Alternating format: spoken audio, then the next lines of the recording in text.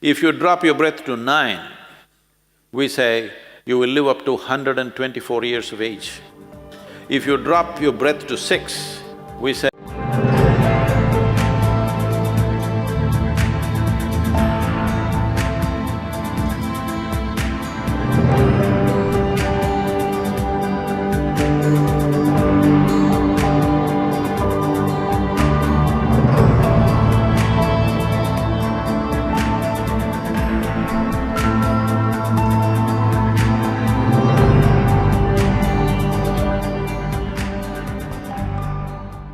what does a full life mean? Full life does not mean 1,000 years.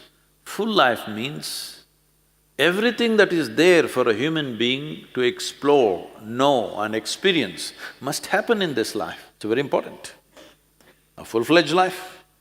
So for this, how long can they live? People are investing billions of dollars. They don't have to. If they invest a couple of hours a day, we can make them live a full life.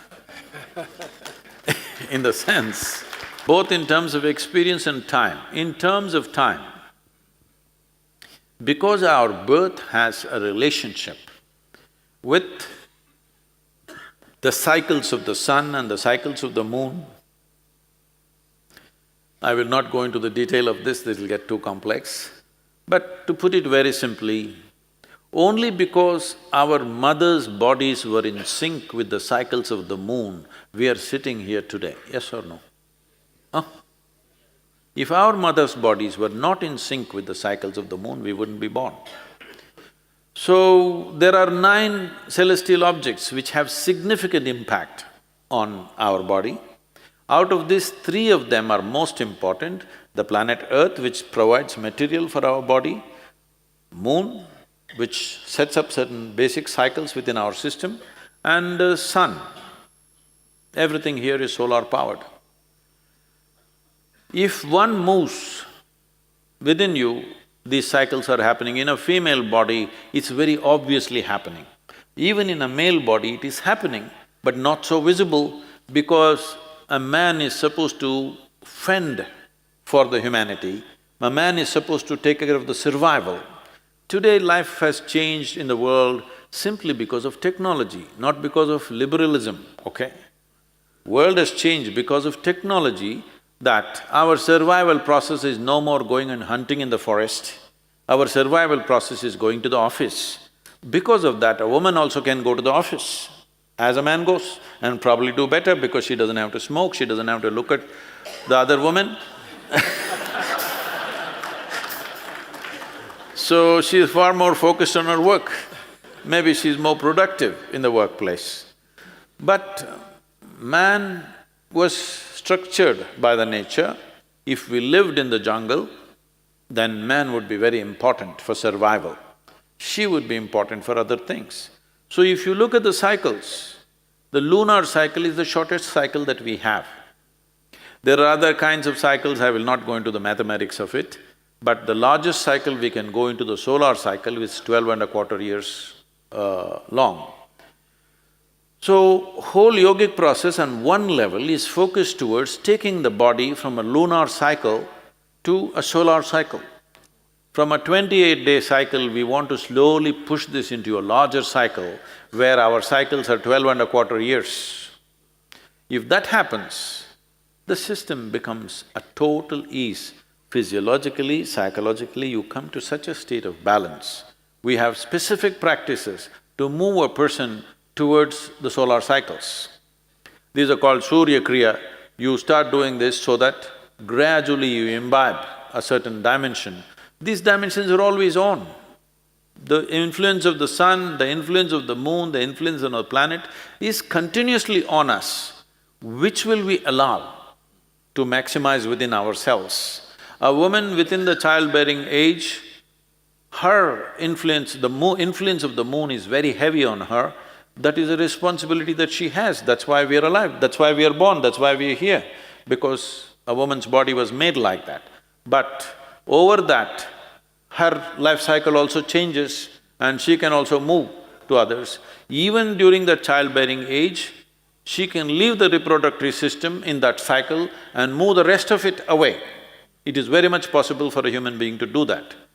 So, as this happens, 1008 cycles of the moon is considered a full life.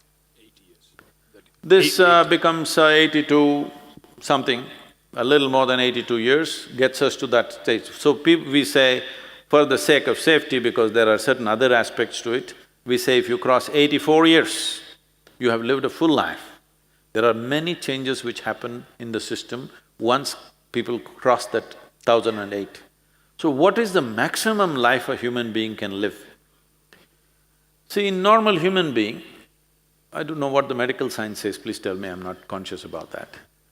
Normally we see that by our own experience, a human being breathes between 12 to 15 times per minute. Is that the understanding? If you're breathing 15 times per minute, you're breathing 21,600 times per minute. 21,600 is not just an accidental number that you have arrived at. 21,600 is the number of nautical miles across the equator.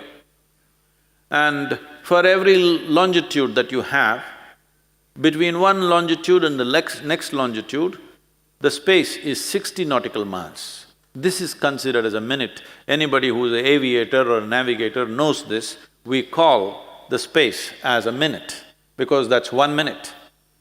And our breath and the cycles of the planet are very closely connected.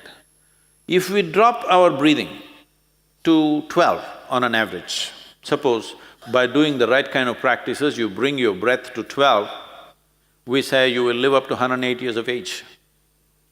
If you drop your breath to 9, we say you will live up to 124 years of age.